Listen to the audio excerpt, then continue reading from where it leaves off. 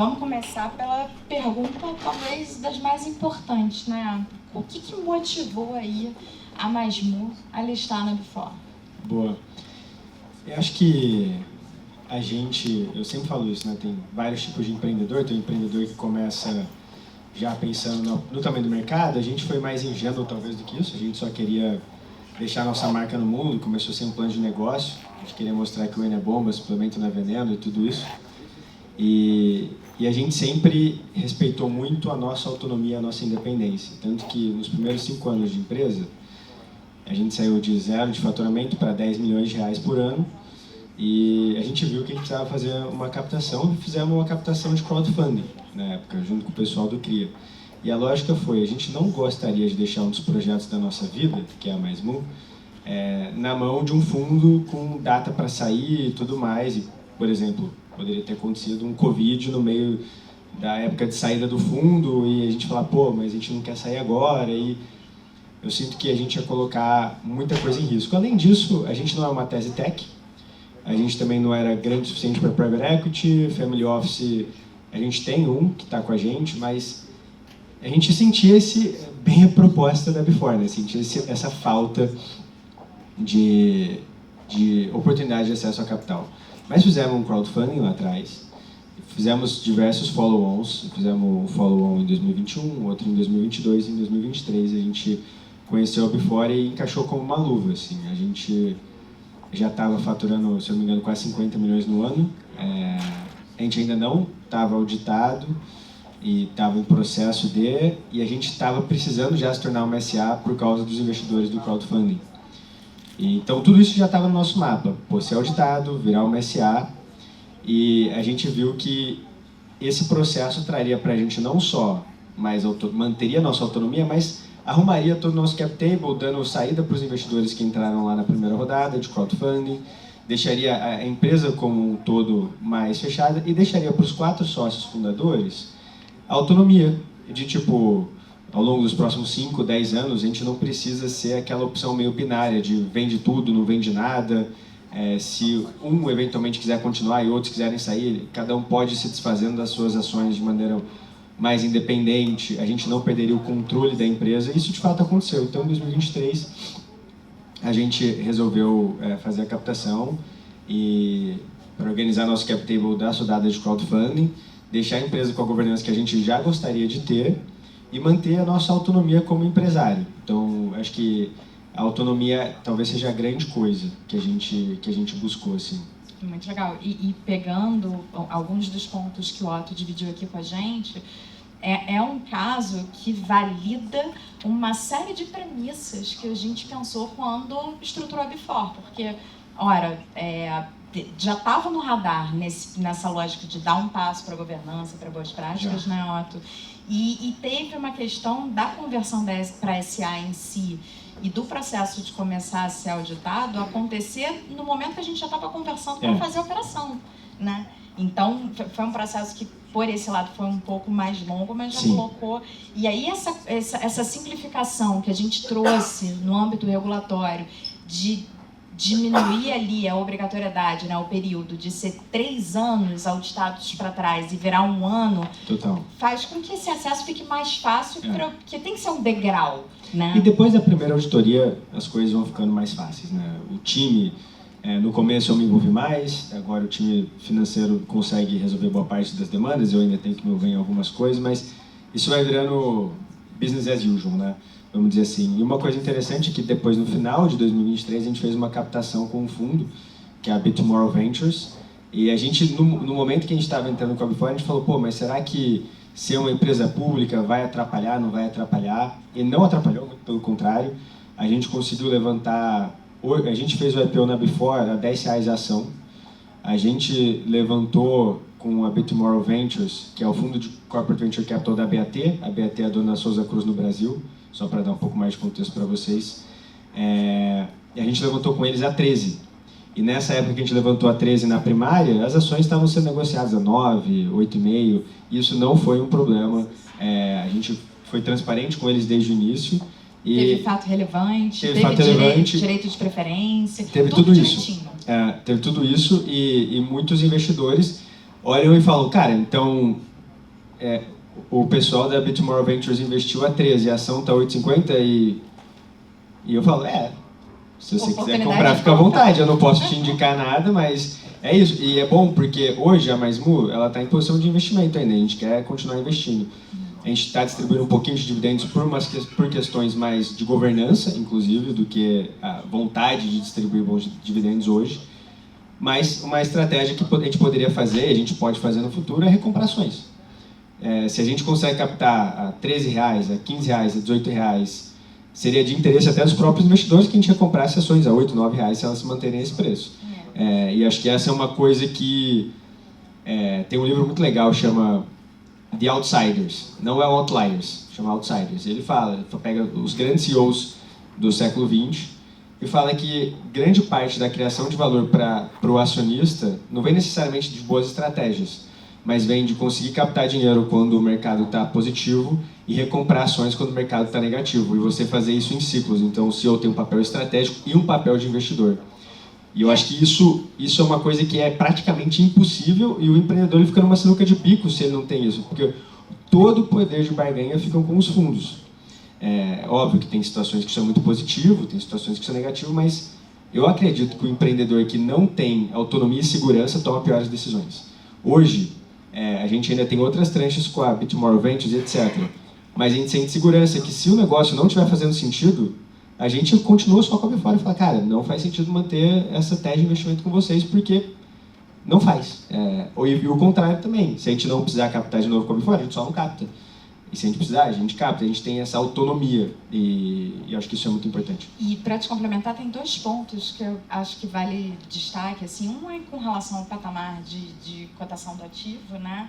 Que tem uma questão seguinte, a Bifor está com 4 empresas listadas, começou com um canal próprio para mostrar esse mercado funcionando, mostrar uma nova dinâmica, né? Fez essas operações numa janela completamente fechada de IPO, que a gente não tem IPO, né? Foi mencionado aqui desde setembro de 21, efetivamente, né? A questão do Nubank foi uma dupla listagem. E na verdade, esse preço está negociando com esse desconto porque a visibilidade desse mercado e a cobertura de casas de research para recomendação do papel ainda é muito baixa. A gente está às vésperas a dar um passo relevantíssimo, né? Não à toa que a gente está aqui hoje. A gente não só tem um pipeline, ou seja, uma fila de empresas, né, já se preparando para a listagem, represado, esperando esse momento, como a gente está buscando mais empresas para trazer a mercado, porque a gente está conectando com 2 das principais corretoras do país. E com isso a gente aumenta a capacidade de distribuição, ou seja, de colocação dessas operações, aumenta a visibilidade desses papéis, começa a ter casas de research dessas corretoras e terceiros começando a cobrir os papéis e mostrando oportunidades como a que a gente está falando agora, né, Otto? E uma outra coisa que eu acho que é interessante, eu não sei exatamente, não conheço todos vocês, mas com certeza tem muitos empreendedores aqui que têm stock option nas suas empresas. E a gente tem stock option já há alguns anos. E uma coisa que sempre dificultou ter valor o stock option é a empresa não ter um preço, né? Tipo, a pessoa não entender, tá, beleza, eu tenho stock option, e aí? Quando que eu vou ver esse dinheiro? Eu vou ver esse dinheiro, não vou ver esse dinheiro? Tudo fica muito abstrato. E quando você tem as cotações, etc., você consegue dar mais tangibilidade para isso. A gente tem um processo de stock option relativamente democrático, praticamente todos os colaboradores têm a oportunidade de se inscrever no programa, mas a gente também é proativo para as pessoas mais sêniores, que a gente realmente quer reter, a gente faz um programa um pouco mais bem desenhado para eles.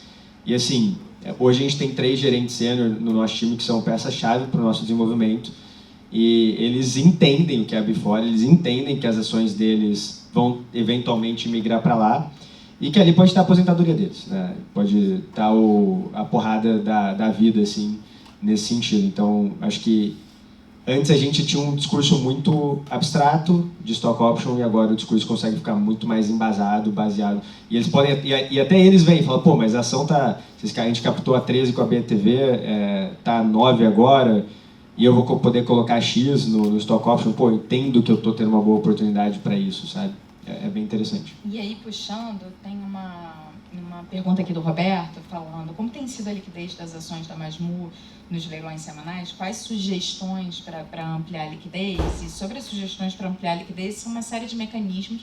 A saída para corretoras, né, já é um salto, e a gente vai implementar outros mecanismos, isso está no forno, tá?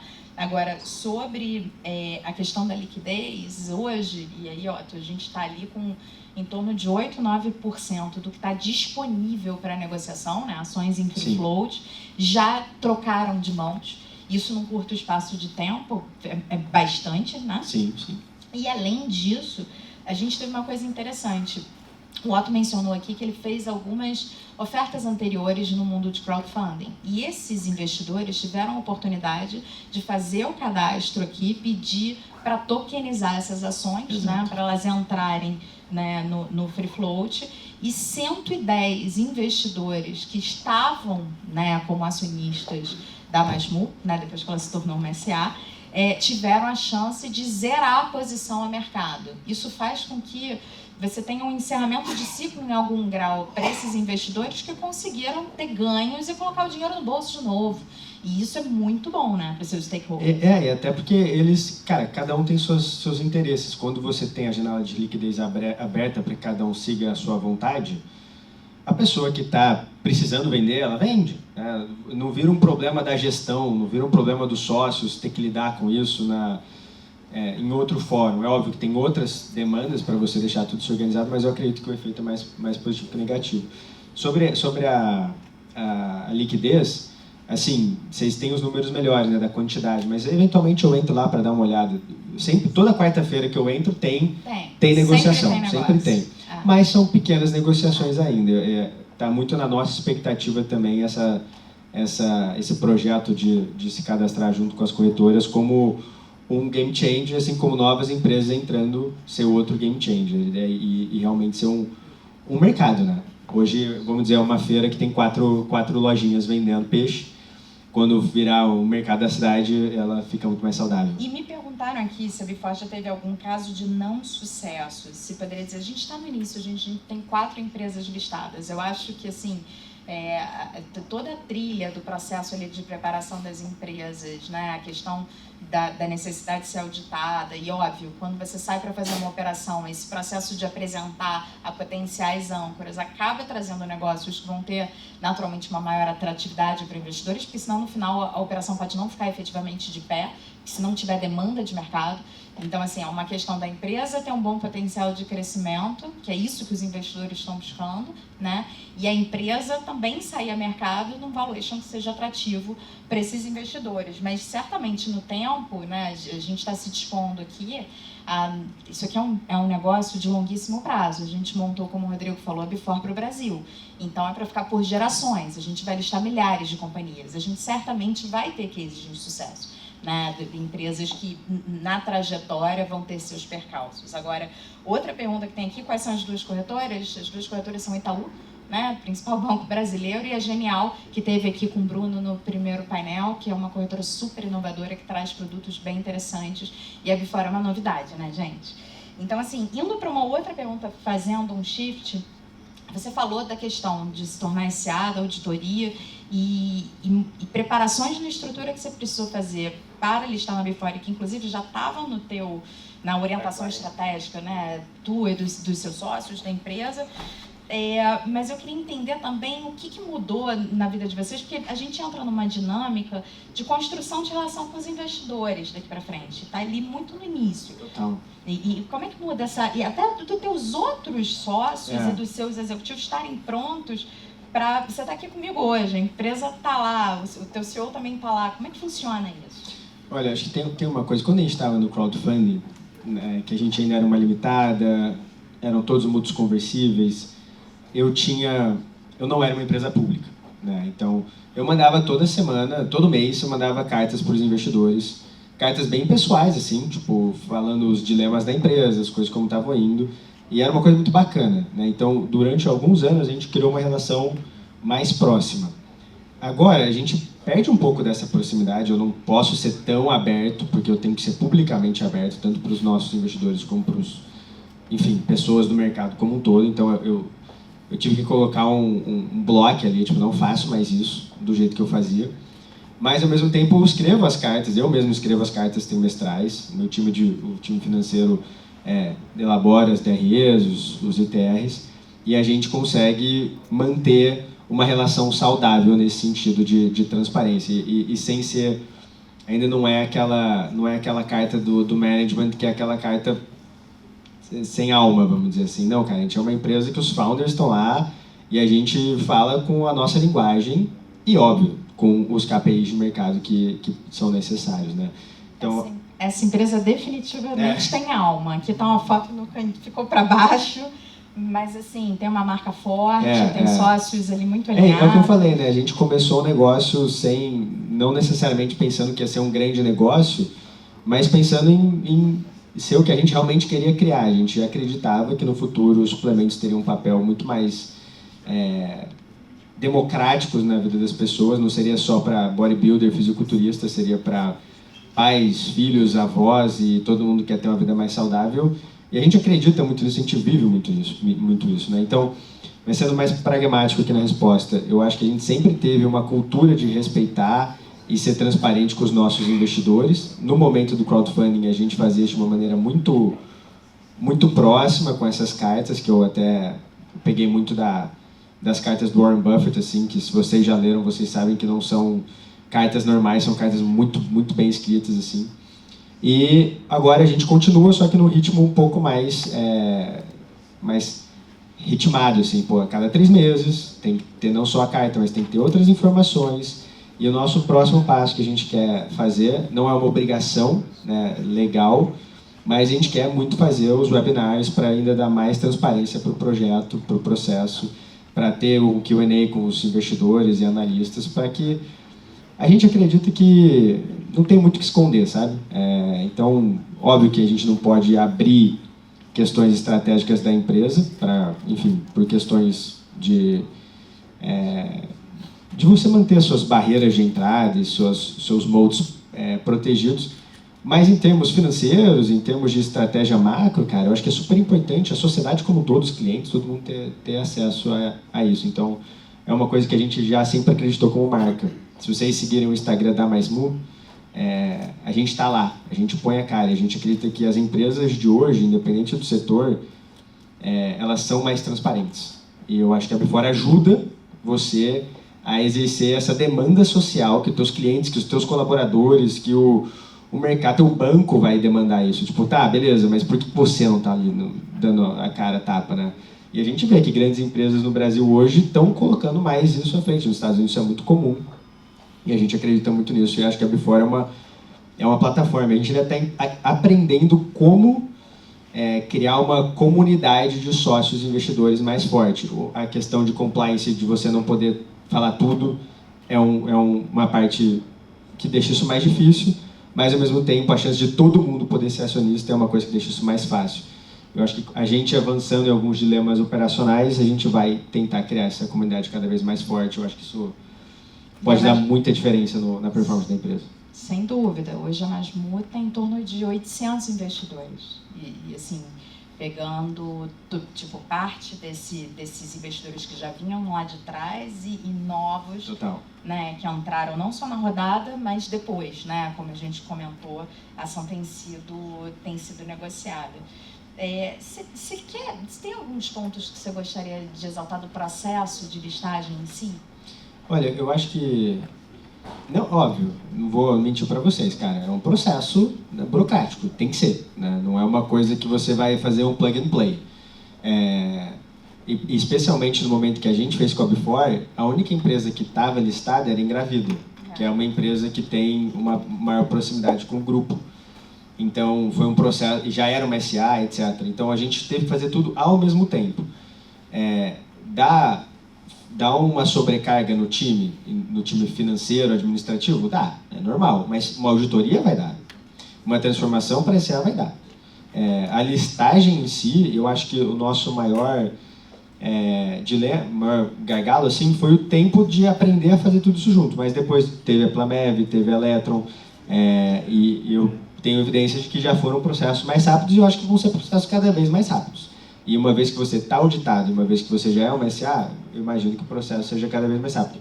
E a gente também pegou um escritório de advogados que está fazendo aquilo pela primeira vez. Conforme um vai fazendo, outro vai fazendo, outro vai fazendo, já vão ter alguns escritórios que já sabem exatamente como a Before funciona. E essa curva de aprendizado, que no começo é um pouco mais alta, eu tenho bastante certeza de que ela já está se reduzindo, né? Então, sim, é um processo burocrático, mas não é um processo traumático. A gente tem processos mais traumáticos dentro de casa. E até a entrada desse novo investidor, né, da BitTomorrow Ventures, foi mais demanding, né, em termos de governança como um todo, né, 360. E diligência. De diligência, porque, pô, é uma empresa de tabaco, né, uma empresa que é muito vista pela sociedade, muito escrutinada pela sociedade. Então, eles têm muito receio de ter qualquer coisa errada. Tipo, uma coisa que a gente, abrindo aqui para vocês, né, a gente está no processo de fazer, e a gente está fazendo isso num pipeline aí de 24 meses, é seletizar literalmente todo mundo que tem algum tipo de contato com a empresa. Antes, não é uma demanda necessariamente da Before, que você tem diferentes relações de trabalho e está no risco da empresa. É óbvio que você vai buscar reduzir esse risco. Mas, nesse caso, com os investidores, por ser, de novo, uma empresa super vista pelo público, pelos reguladores, fala, não, cara, a gente precisa resolver isso nesse tempo. Tudo bem, vai custar um pouco a mais, é um pouco desnecessário em algumas áreas, em marketing, em TI, o comum de mercado é você ter algumas pessoas PJ, até pela natureza de trabalho, mas tudo bem, vamos fazer. Então, acho que se você está buscando investidores, tem ônus e bônus. O que a gente tenta fazer é manter a autonomia das decisões estratégicas. Algumas coisas a gente vai precisar abrir mão e faz parte do jogo. Sempre foi assim. Né? Vamos falar sobre um tema, assim, eu acho que o empresário, né, que está por trás, ali, o grupo de empresários que está por trás de uma companhia que vai avaliar a listagem, ele precisa se fazer aquela pergunta, será que isso é para gente nesse momento? Total. Né?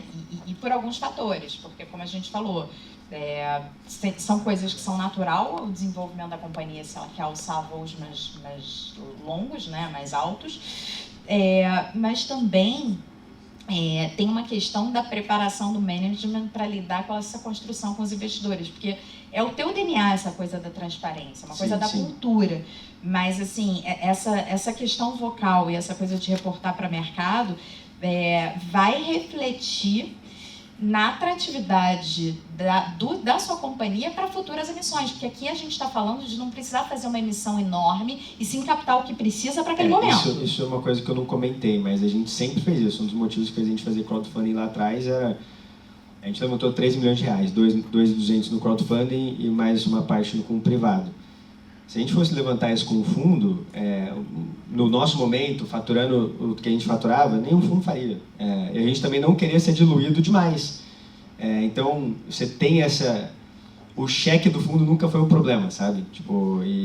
E a gente sente que a gente tem poder de barganha para falar, tá bom, eu não quero, quando a empresa está avaliada em 40, 50 milhões de reais, receber um cheque de 20 e ser diluído em 15, 20% nesse momento. Não faz sentido para o Otto, para o Neto, para o Alê, para o Molim, cofundadores, esse nível de diluição. A gente acredita que a gente consegue fazer muito mais com menos e que isso vai ser melhor para todos os acionistas do que de outra maneira. Eu acho que a Before também mantém essa mesma autonomia.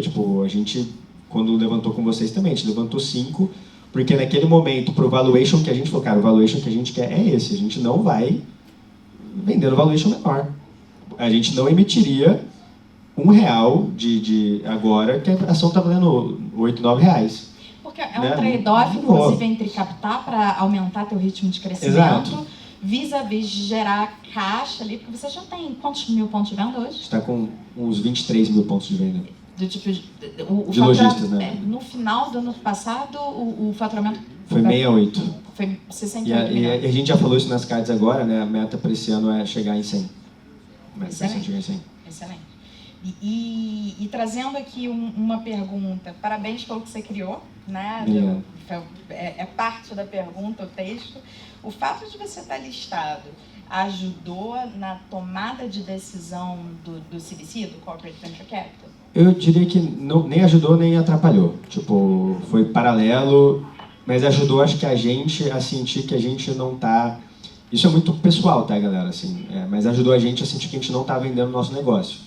A gente sabe que o CVC sempre tem um viés estratégico. Eles não estão fazendo isso porque eles querem um retorno financeiro de uma operação que não representa absolutamente nada para o faturamento de uma BAT. A BAT tem um faturamento de, se não me engano, 50 bilhões de pounds. E o market cap nessa mesma... É uma Vale, em termos de market cap. Que ganhar 300, sei lá quanto por cento, não vai mudar nada esse retorno de mais mu. É um papel da empresa virar uma empresa de bem de consumo. E a gente sabe que a gente faz parte disso.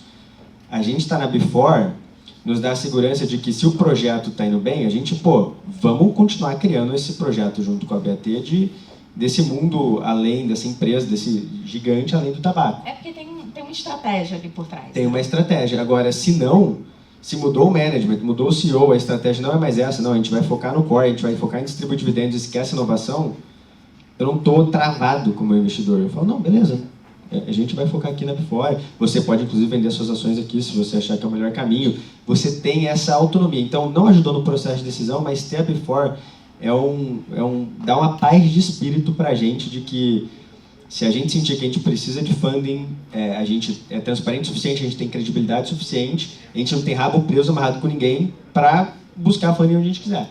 E o fato de ser SA, exato, já auditado, já está tudo certo. Foi mais rápido na hora, né? E fora, gente, segunda empresa listada, a gente vai ter esse ganho de visibilidade, porque muitas das empresas que a gente vai listar, muitos fundos não vão conhecer. E esse tipo de ganho de visibilidade vai se dando no tempo. Não, total, né? Até a gente fez a feira, agora a Natural Tech, a gente estava com um stand super legal lá, e passavam várias pessoas falando, invisto em vocês na Before, invisto em vocês na Before. E pessoas que vão virar promotores da marca ali, que você não tinha absolutamente nenhum contato antes. Você tem dicas para quem está avaliando listar nesse momento? Olha, eu acho que não é uma coisa... Não é para todo tipo de empresário. Você tem que estar disposto a ser mais transparente, a ser uma questão cultural. Se você é uma pessoa que não abre seu faturamento para ninguém, seu time não sabe seu faturamento, não sabe se você está sendo lucrativo ou não, cara, acho um pouco difícil, né? Você vai ter que trabalhar isso. Então, eu acho que é você também entender do outro lado que o fato de você ser transparente não significa que todo mundo vai ficar vendo, porque não vê. As pessoas têm outros problemas, estão preocupadas com outras coisas, mas é você saber dosar o nível de transparência que você dá. Então, eu acho que veja se isso é para você.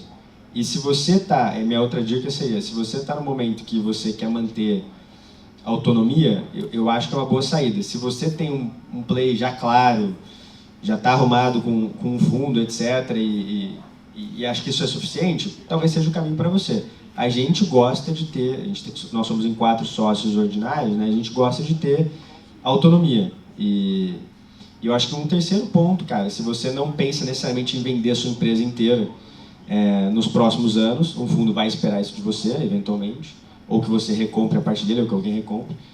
O IPO não, né? Você está ali, a pessoa espera o retorno da cota dela, que vai variar de acordo com, no longo prazo, com a performance da empresa, mas você não necessariamente está vendendo o seu negócio inteiro, né? Eu acho que você pode facilitar para passada para novas gerações e uma série de outras coisas. Aquelas questões societárias, né? Porque... É muito mais fácil ter conversa societária com meus sócios hoje. Porque no limite, se um deles estiver super insatisfeito ou que vai mudar de país, fala, beleza, está mais claro o teu papel como executivo, o teu papel como sócio, o teu upside, downside em cada uma das frentes. Óbvio, são conversas difíceis, são conversas que envolvem bastante negociação, mas elas são mais possíveis do que no mercado privado, né? Onde você, eventualmente, o poder de barganha de quem vai comprar a pessoa que quer sair é muito maior do que se a empresa é pública. Sim. E mais uma vez, eu acho que a gente já mencionou isso em outros papéis, são processos que têm suas diferenças e pontos em comum, né? Mas são processos que em algumas situações não vão ser excludentes, vocês são um exemplo disso. A gente a gente tem os dois. E a gente conseguiu buscar um fundo que a gente acredita que, por nosso momento, era a melhor opção. Não foi por a gente precisa do dinheiro. Foi tipo, não, a gente acredita que... E só para materializar disso, pensa em Souza Cruz, venda de cigarro histórica, quantos pontos de venda existem? São 140 mil pontos de venda no Brasil atendidos diretamente. Diretamente. A gente já conseguiu abrir alguns pontos de venda, alguns milhares de pontos de venda em São Paulo e Rio de Janeiro. E agora a gente tem um Isso foi só o projeto piloto? Foi só o piloto, Acho que tem uma pergunta ali. Por favor, Eduardo. Claro. Qual que é a distância em tempo entre a captação da Before e o aporte do fundo? Tá aqui, ó. Olha... A gente botou uma cola aqui atrás, maio a outubro. Perfeito, é isso aí. E aí tem uma segunda pergunta em cima disso, que é o seguinte: qual foi o racional do prêmio? É perfeito, cara, porque quando a gente negociou com a Before, as duas negociações foram feitas com base na mesma premissa, tá? Que era um múltiplo de receita, que pelo nosso EBITDA, a gente falou, cara, não dá para ser um múltiplo de EBITDA, não faz sentido, pelo nosso momento é um múltiplo de receita. E a gente começou a negociar com a Before num período que o múltiplo chegava naquele valuation. E o múltiplo da Before já estava negociado há um tempo. Né? Lembra que para a gente fazer em maio, dada a questão da auditoria, começou antes. A gente começou muito Exato. antes. E ali... Sim, mas a gente começou no ano anterior. A gente começou em novembro, vamos dizer assim, outubro, novembro. 22. A gente começou e a oferta ficou aberta. Vamos supor, fechou em abril, eu não lembro quando fechou, em março ou abril a oferta. Depois de alguns meses, porque foi a primeira vez que teve a listagem, porque daí teve a migração, foi um processo um pouco mais longo para a gente. Então, primeiro teve a captação, depois a listagem. A captação, se eu não me engano, de novo, aconteceu perto de março, abril, a listagem foi em maio.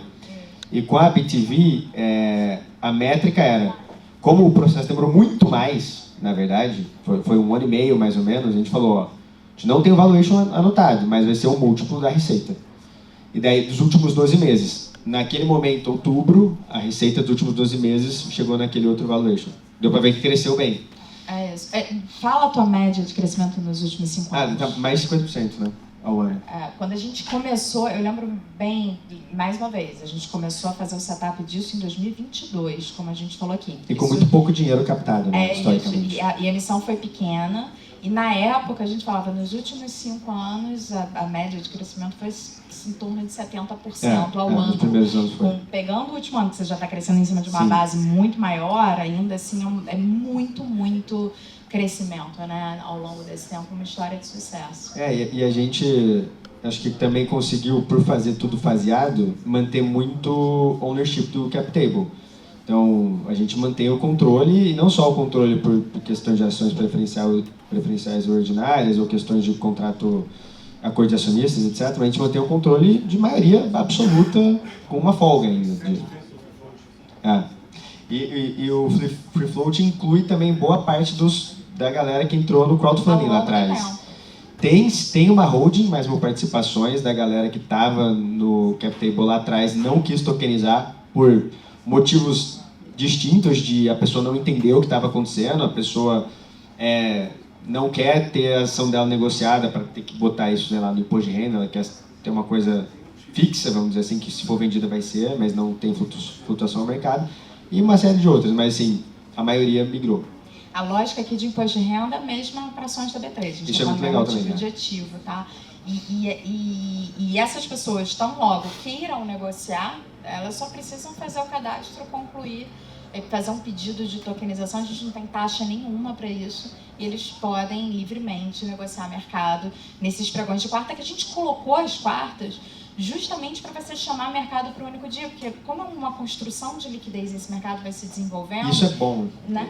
Tipo, vendo no começo, quando eu estava do lado daí, ou um pouco mais distante, eu não fazia assim, porque deixa o tempo todo, não sei o quê.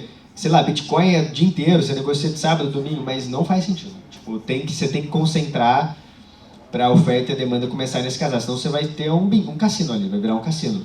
Dessa maneira não vira um cassino, dessa maneira vira uma coisa de negociação de equity mesmo, fica mais claro o que está sendo negociado. Senão, se você abre muito, vira só uma coisa que sobe e desce, as pessoas vão começar a arbitrar com base nas tendências de subir e descer, e vai virar um zoológico aquilo. Tipo, não, e a gente mostrou, né, Otto, aqui o ecossistema, né? A gente falou tem alguns assessores jurídicos, hoje o Machado Meyer falou aqui pra gente, E a gente vai expandindo isso. Você teve contato, né, com um consultor também e com o assessor que entrou com a gente desde o início. Comecinho lá. Né?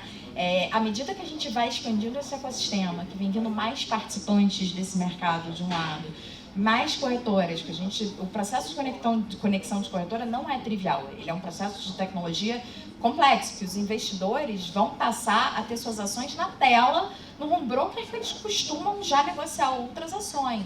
Certo. Isso é um diferencial muito grande, né? Muito. É o game changer, é o que você tira a fricção, né? É isso. E pode terminar, Paty. Vai você. Não, acho que uma coisa que também motivou, que eu não comentei, mas que eu acho que é uma coisa mais filosófica mesmo, né? Eu sou entusiasta do mercado de investimentos desde muito cedo, acho que como muitos de vocês. Eu comecei a investir com 15 anos na bolsa, comprei ações da Petro e da Vale. Provavelmente vendi pouquíssimo tempo depois, devia ter mantido ali.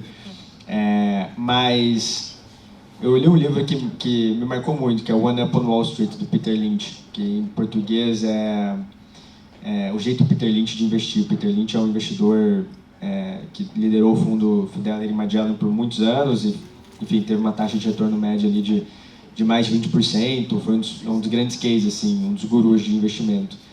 E no livro dele, ele é muito prático em falar que o investidor pessoa física tem vantagens competitivas versus o investidor institucional.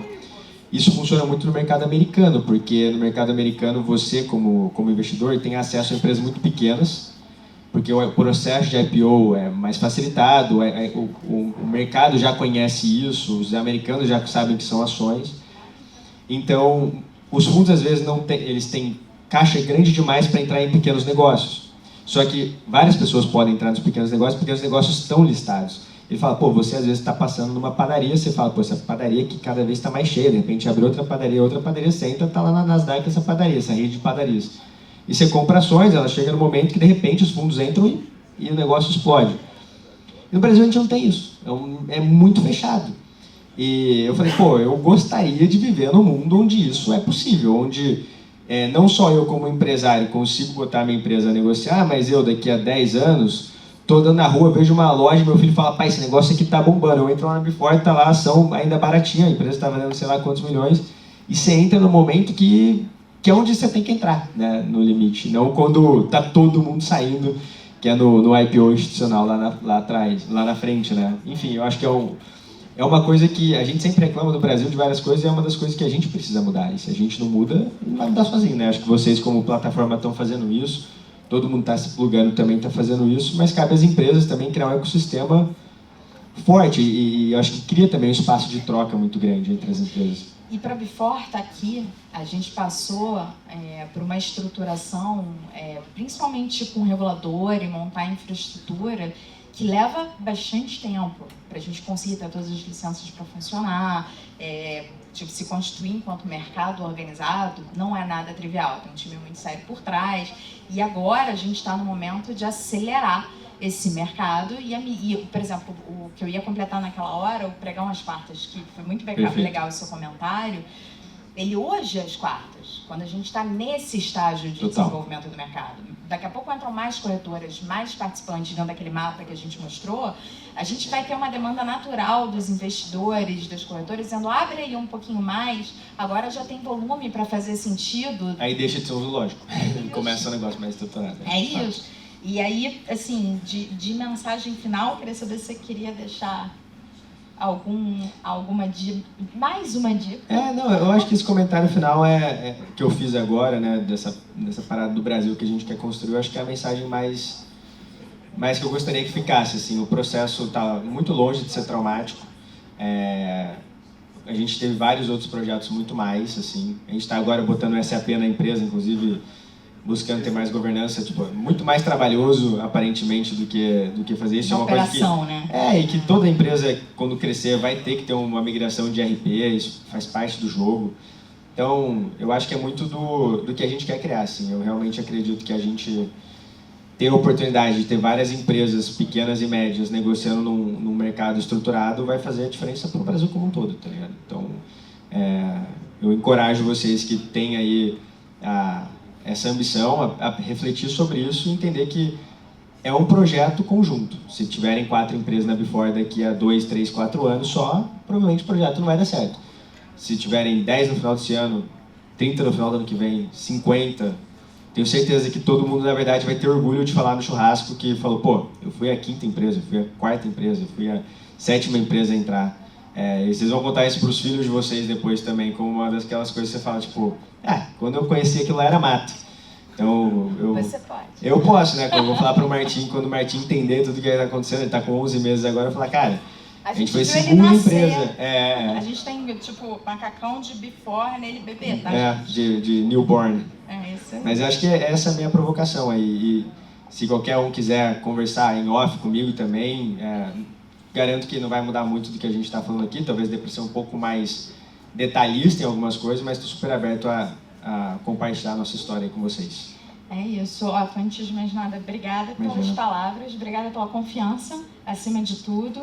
E agradecer a todos vocês aqui hoje. A gente fez um encontro, que foi um encontro denso. A gente procurou trazer muita informação, mas o objetivo é justamente desmistificar alguns conceitos, trazer aí um pouco mais de conhecimento sobre como funciona a lógica aqui da Before, porque tem muita gente por trás desse projeto, que eu não posso chamar de projeto, porque na verdade é projeto de vida nosso, né?